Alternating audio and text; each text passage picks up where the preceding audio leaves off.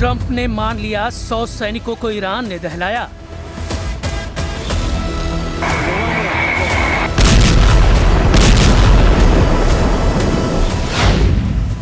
Trump ने कबूल कर लिया, ईरान ने 10 दोस्त देशों को पीट डाला।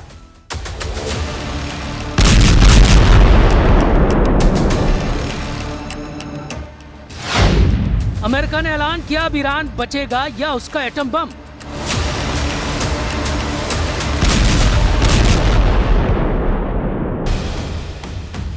लेकिन ईरान बातें कम, हमले ज्यादा कर रहा है। ईरान ने फिर से कुवैत के एनर्जी और पानी के इंफ्रास्ट्रक्चर पर भीषण बमबारी की है। कुवैत ने जानकारी दी कि उसके बिजली और डिसैलिनेशन प्लांट पर भयानक हमला हुआ है। लगातार चौथे दिन ईरान ने कुवैत पर कहर ढाया है। कुवैत की तरह ईरान 5 देशों को कुचल रहा है। लेकिन अमेरिका की मार भी बड़ी डरावनी है। सुपर पावर ने अपने विनाशकारी हथियारों को युद्ध में झोंक दिया है।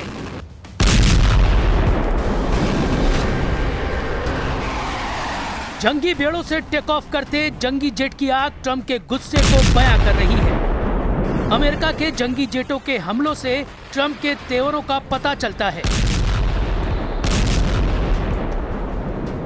बस एक जंगी जेट का तहलका देख लीजिए, ऐसे सैकड़ों फाइटर ईरान पर बारूद बरसा रहे हैं। ये हमले इतने सटीक हैं कि बचने की कोई गुंजाइश नहीं है। लड़ाकू जेट जब मिसाइल दागता है तो ईरान के मिलिट्री ठिकानों को एक धमाके में धूल में मिला दे रहा है। बम विस्फोट इतना विनाशकारी है कि कंक्रीट और इस्पात की इमारतें पिघल रही हैं। इतनी ताकत झोंक कर भी ट्रंप फोर्स ईरान को झुका नहीं पा रही, क्योंकि जैसे ही अमेरिका के जंगी जेट अपने डॉक पर लैंड करते हैं, ईरान मिसाइलें लॉन्च करना शुरू करता है। ईरान की मिसाइलें कब और कहां फटेंगी, इसकी भनक भी अमेरिकी सेनाओं को नहीं लग रही। ईरान हर हमले में नए दुश्मन देश को दहला रहा है। ईरान ने बहरीन में शेख ईसा मिलिट्री बेस को ड्रोन धमाकों से दहला दिया है। अमेरिका के 5वें बेड़े के अहम ठिकाने के ऑपरेशन सेंटर तबाह कर दिए गए हैं। जॉर्डन में ईरान ने अमेरिका के 20 ठिकानों पर तबाही मचाई है।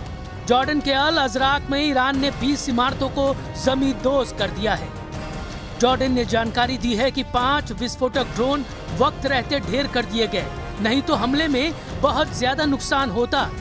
कुवैत और संयुक्त अरब अमीरात में ईरान की मिसाइल आंधी अभी भी रुकी नहीं है। मतलब ये कि अमेरिका ईरान युद्ध अब उस मोड़ पर है जहां फैसला सिर्फ मैदान में होना बाकी है, क्योंकि आसमानी लड़ाई में ईरान भारी पड़ रहा है। अमेरिकी हमलों के जवाब में जॉर्डन में जो हमले किए गए उसमें 2 अमेरिकी सैनिकों की मौत हो गई, 1 लापता है। हालत यह है कि सीज फायर खत्म होने के 10वें दिन अमेरिका ने ईरान के बंदर अब्बास और बंदर लेंगेह में जबरदस्त हमला किया। तस्नीम न्यूज की रिपोर्ट में यह दावा किया गया। इसके अलावा चाबहार में भी अमेरिकी मिसाइलों ने हाहाकार मचाया। जवाब में ईरान ने कुवैत में आरिफजान बेस पर तैनात अमेरिकी हाइमार्स मिसाइल सिस्टम पर अटैक किया। जॉर्डन को भी निशाना बनाया गया। जॉर्डन की राजधानी अम्मान में हवाई हमले के अलर्ट के बाद सायरन बजने शुरू हो गए। IRGC का दावा है कि बहरीन में उसने अमेज़न के डेटा इंफ्रास्ट्रक्चर पर क्रूज मिसाइल से हमला किया। इस बीच खबर है कि ईरान ने हॉर्मुज में 2 तेल टैंकर उड़ा दिए हैं, यानी जंग खतरनाक मोड़ पर है। न अमेरिका रुक रहा है, न ईरान झुक रहा है। इस चक्कर में पश्चिम एशिया में हड़कंप मचा हुआ है। ईरान के खातम अल अंबिया सेंट्रल हेडक्वार्टर ने युद्ध में बड़ी जीत की तरफ बढ़ने का दावा तक कर दिया है।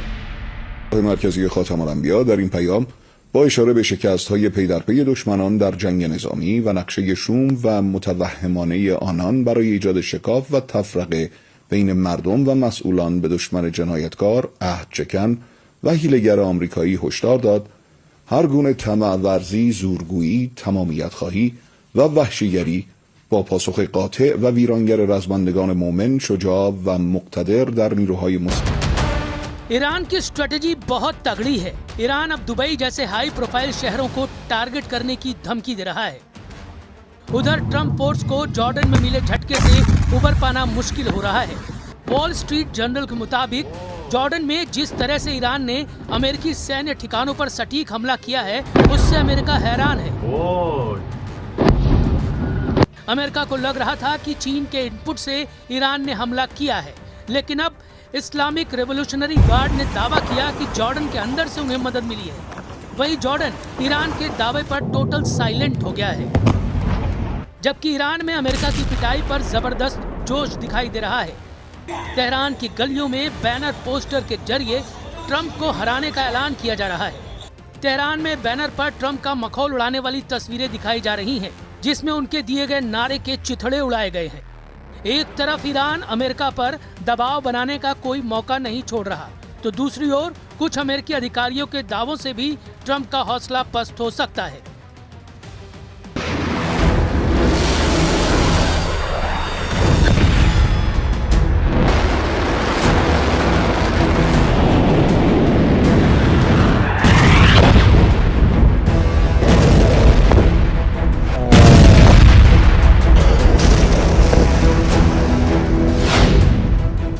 क्योंकि एक अमेरिकी अधिकारी ने दावा किया कि अमेरिका के पास ईरान के खिलाफ लंबा युद्ध लड़ने लायक मिसाइलें नहीं हैं। ब्रिटेन के अखबार टेलीग्राफ ने एक रिपोर्ट छापी, जिसमें उसने एक अमेरिकी अधिकारी को कोट किया और लिखा कि अमेरिका ईरान के साथ लंबे और बड़े सैन्य संघर्ष के लिए अपनी ताकत बढ़ा रहा है, लेकिन उसके सामने हथियारों और मिसाइलों के भंडार की कमी एक बड़ी चुनौती बन रही है। रिपोर्ट के हिसाब से अमेरिकी रक्षा अधिकारी को चिंता है कि अमेरिका को अपने रणनीतिक हथियार के भंडार को बनाए रखना है, क्योंकि चीन और रूस के मोर्चे पर भी अमेरिका को हथियारों की जरूरत पड़ सकती है।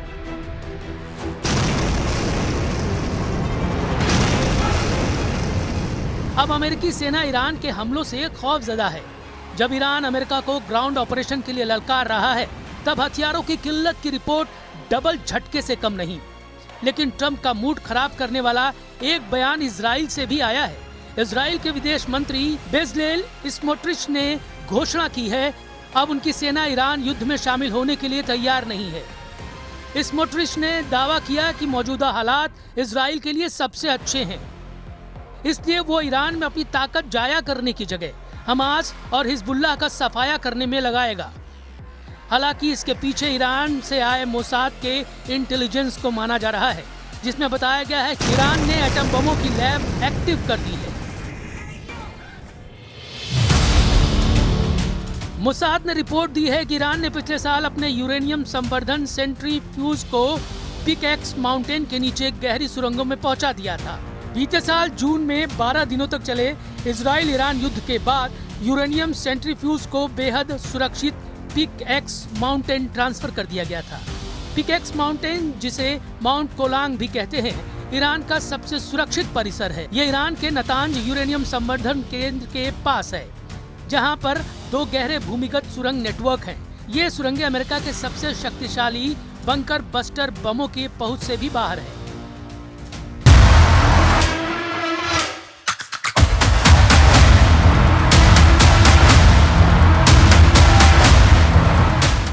क्योंकि ट्रंप प्लान बना रहे हैं कि ईरान में ग्राउंड ऑपरेशन के लिए अमेरिकी सैनिकों की जगह सीक्रेट अलायंस को उतारा जाए।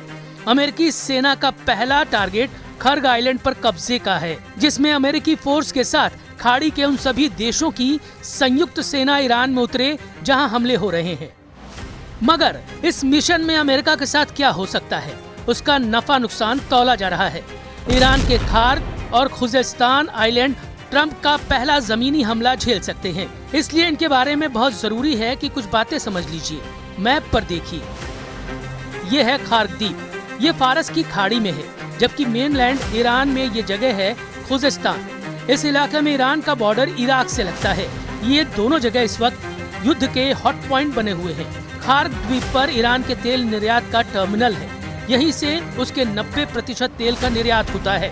जबकि खार्ग द्वीप से जो तेल निर्यात किया जाता है, ईरान के खुजेस्तान प्रांत से निकाला जाता है। खुजेस्तान को ईरान की एनर्जी कैपिटल कहा जाता है। ईरान का 80% तेल खुजेस्तान की जमीन से निकाला जाता है। जाहिर है ईरान अपने पावर हाउस को बचाने के लिए पूरी ताकत झोंक देगा। ईरान की ग्राउंड फोर्स को ट्रंप हल्के में नहीं ले सकते। ईरान की फौज 6.5 लाख है। इसके अलावा पैरामिलिट्री फोर्स 2.5 लाख के बराबर है, जबकि ईरान में एक्टिव बसीज फोर्स 20 लाख तक हो सकती है। ये तो सिर्फ सेना की बात है। ईरान के 9 करोड़ लोग अमेरिका से युद्ध करने का ऐलान कर रहे हैं। हालांकि ये तल्ख हकीकत है कि अमेरिका युद्ध में जीते बिना मैदान से हटता नहीं। अगर अमेरिका जीत से दूर होता है तो दुश्मन देश को ही तबाह कर डालता है। सुपर पावर से दुश्मनी मोल लेकर खाड़ी में कई मुल्कों का नक्शा बिगड़ चुका है। अभी ईरान पर ट्रम्प सिक्योरिटी का बहाना बनाकर हमला कर रहे हैं। चुने हुए ठिकानों पर धमाके हो रहे हैं। जिस दिन अमेरिका ने फुल स्केल वॉर शुरू की, यकीन मानिए बर्बादी का अंदाजा लगाना मुश्किल हो जाएगा।